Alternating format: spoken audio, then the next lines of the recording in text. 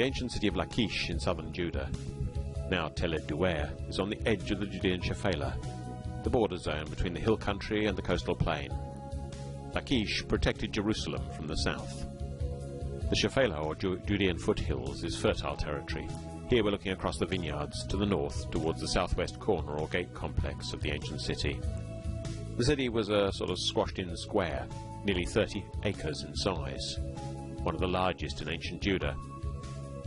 We've now moved round to the car park, which is at that southwest corner, and we're looking back towards the gate complex. One of the reasons Lakish is interesting is because we have several accounts of its destruction. The first is in the rocks themselves. We look to the right. We see the remains of the Assyrian siege ramp. It was a massive construction. They shifted about 15,000 tons of earth and rubble to make it. The siege is also recorded in a frieze from Sennacherib's palace back home in Assyria.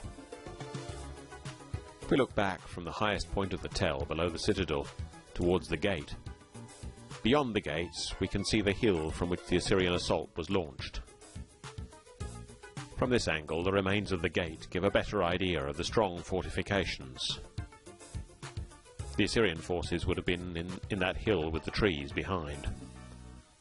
Lakish was the major city in the Shephelah.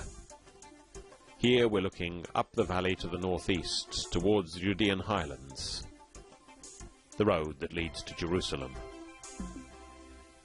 The relief from Sennacherib's palace, which is now in the British Museum, portrays a well-disciplined army with corps of archers and slingshot throwers. The sling was a much more dangerous weapon than it sounds.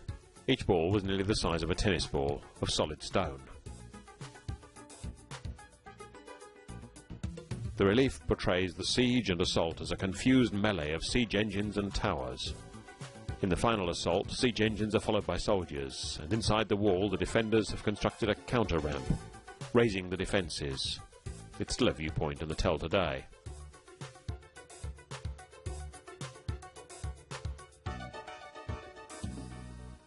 Looking back up at the gate, when archaeologists investigated this room in the ancient gate complex, they found a load of ostraca, potsherds. These potsherds contained writing, copies of letters sent by the commander of Lakish, Yahush, to his bosses in Jerusalem, describing the last days of the city before it fell to Nebuchadnezzar, the Babylonian emperor. Here we're inside the city, looking back out of the gate. The ditch that goes down the main street is typical. It was the main drain for the city. On the top of the tell, a large rectangle is prominent. It's the platform on which the citadel palace was built. Lakish began as a garrison, became a city, and then a major centre in southern Judah. Not much of the palace remains except for the cut stone of these pillar capitals, but they suggest something of the wealth and the power of this city at its height. Halfway down one of the sides of the tell is a 44-metre deep well. It's right beside the Nahal Lakish, the Wadi Gafar.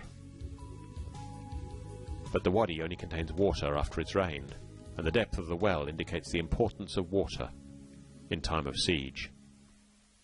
When the Assyrians captured Lakish, the result was brutal. These are impaled prisoners. Elsewhere on the tell, a mass grave was found. Women and children as well as men. 1,500 corpses in total. Here Sennacherib records the booty and prisoners being carried off in ox carts and on camelback. The first of a string of exiles, as first Israel and then Judah were reduced to vassal status and then finally destroyed by the empires of Mesopotamia. Here is Sennacherib, on his throne, on the hill overlooking the carnage. See the pride of empire. As well as the relief in Sennacherib's palace which pictures it, and the archaeological record of the sites themselves, this prism contains in cuneiform Sennacherib's account of his invasion of Judah. We've also got accounts in the Bible. Now Lakish is a peaceful vineyard in the Shephelah. But once it told a different story, of the end of the kingdoms of Israel.